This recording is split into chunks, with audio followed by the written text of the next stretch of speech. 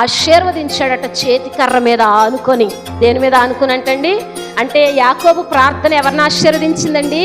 పిల్లల్ని కూడా ఆశీర్వదించి ఆ చేతి కర్ర మీద ఆనుకునే దేవునికి నమస్కారం చేస్తూ ప్రాణాన్ని విడిచిపెట్టేశాడంటండి. దేవునికి స్తోత్రం.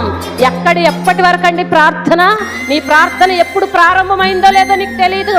నీ ప్రార్థన లేక మన ప్రార్థన ఎప్పుడైనా ప్రారంభం కావచ్చు. ఒకరికి చిన్ననాటి నుంచి కావచ్చు, ఒకరికి మధ్య వయసులో కావచ్చు, ఒకరికి యవ్వన కాలంలో కావచ్చు, ఒకరు ఇంకా కొంచెం వయసు ఎదిగా కావచ్చు. కానీ ముగింపు మాత్రం మరణమే అయి ఉండాలి. నీ వయస్సు, నీ ప్రార్థన ఎప్పుడు ప్రారంభమైనా కావచ్చు, కానీ ఆ ప్రార్థనకు ముగింపు మాత్రం మరణం వరకు అయి ఉండాలి.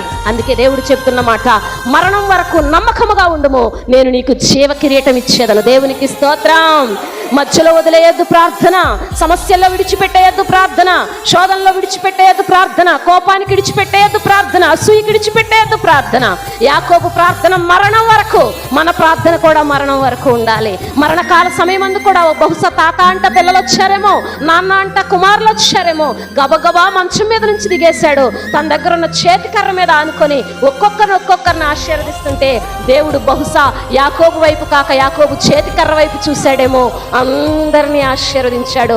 వాళ్ళందరినీ పంపేసి అదే చేతి కర్ర మీద ఆనుకొని దేవునికి నమస్కారం చేసి యాకోబు చనిపోయాడు. మన జీవితాల్లో యాకోబు చనిపోయినా, ఇశ్రాయేలు ఆశీర్వాదం శాశ్వత కాలం ఉందంటే కారణం అతడు చేసిన ప్రార్థన.